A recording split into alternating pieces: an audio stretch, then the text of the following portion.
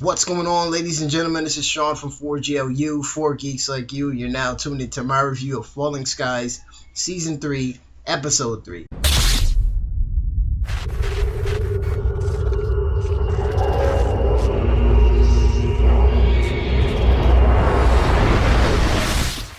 Now, when this episode starts, it starts off kind of repetitive. Pope and his Berserker crew are out there and they're scouting around for fish heads. And what happens is that Crazy Lee is like, yeah, I gotta go take a piss. And when she goes to take a piss, she's shot by a sniper. Now, she doesn't die right away. The tire armor that she's wearing actually stopped the bullet, but the impact knocked her back on a freaking nail, which is like right through her head, man. It's like, wow, like you're automatically looking at that and you're like, yeah, she's gonna die. Probably at the end of the episode, but she's definitely going to die. So that was like one of the main things. One of the main things that I'm going to focus on here as well is that this episode really focused on her going through this. Like, that she's going to die, but you're just waiting for it to happen. So it really relied a lot on the emotional ties of Crazy Lee and Pope, his connection. The next thing I want to talk about is, of course, Hal. Now, we know that Hal's been having these dreams that he's been going out, but actually his boots I had mud on them in the last episode, so we're like, oh, okay, like he's really walking.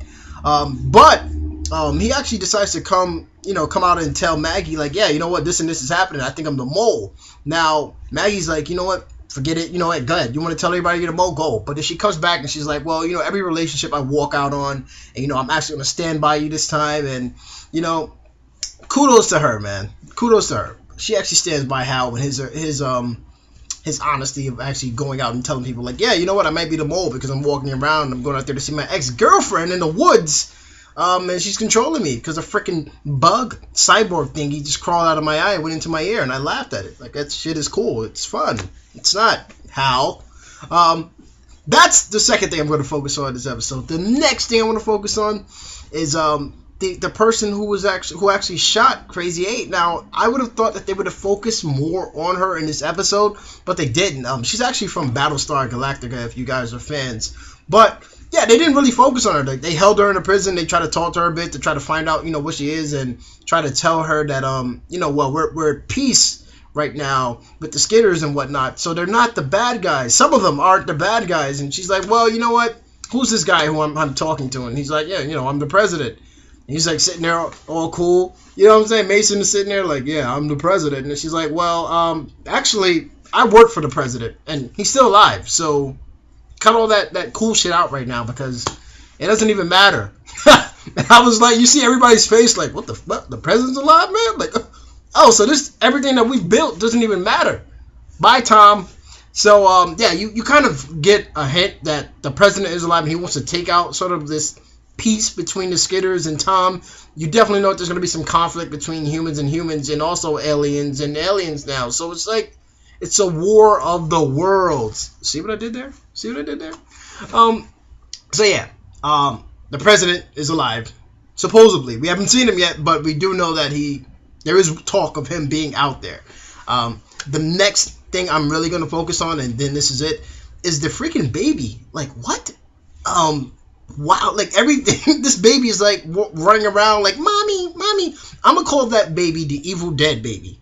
Yes, I mean, it's evil. I'm just waiting for it to come out from underneath the freaking bed, talking about some, we're gonna get you. I mean, like, I had dreams about the freaking baby last night. I'm not even bullshitting. Like, I literally went to sleep, woke up, and I was like, let me go check on my daughter real quick. Oh, okay. All right, we're straight. I'm just waiting for my daughter to be in front of my bed talking about some, daddy. I'm just saying. Kind of freaky shit there. Especially towards the end. Now, I'm jumping around because I'm not jumping around. This is the last thing I'm going to focus on. Towards the end, when they are, they're having a little ceremony for Crazy Lee's death and for the fallen soldiers, we get the little song and everything is looking all cheerful, and you're like, oh, it's going to end on a cool note. No, the freaking Asani come in shooting shit with the airships, and you're like, oh, like, it just totally, like, messed up the mood and everything, man. And the baby is staring up at the Asani ships and just smiling. And I'm like, what? Like, what's going on here? First of all, like, so the baby might be some kind of, alien, I'm guessing. But how the hell did that happen? Because none of the Masons were affected, unless Tom was, when he went up to the ship, something happened to him, and he obviously impregnated Anne, and the baby is from that, is affected from those genes crossing from him going to the ship. Maybe something happened when he was on the ship. So I'm assuming that's going to play a part of why the baby is the way she is, because nothing else happened to Tom or Anne for them to get infected or anything. So I'm waiting to see what's going to happen with that. Or is their daughter actually going to be a part of the fight for humanity, or is she actually on the Asani side? Is she just looking up saying, oh, that's pretty cool, you guys are going to die? Or is she saying, yeah, just give me like 5 more minutes, let me drink some sip, and I'll be up there in a few? Nobody knows, but that's my assumption, that maybe, when Tom went on the ship in season 2, something happened to him. Overall, this was a good episode. I definitely have an idea who the mole is, and I think it's Lourdes. But the reason why is because she's always interested in the baby. Oh, why are you taking the baby's blood? I'm here to watch the baby.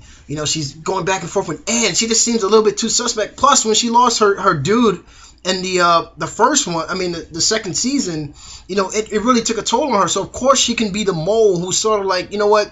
I'm going to give you guys, little hints of what's going on so you can take them down. They didn't help my man, so I'm going to help you guys. Or maybe they're giving her an option of actually bringing her man back, or giving her something that is actually worth enough for her to betray humanity. So that's my little assumption there. I think that the mole is Lourdes. But yeah, what do you guys think? Did you enjoy it? What did you think about Crazy Lee dying? Did you care? I didn't. And what do you think about the baby? Definitely. Let me know. Let me know below, guys. And again, this is Sean from 4GLU, 4 Geeks Like You. Stay tuned for more reviews, and I'll see you guys later.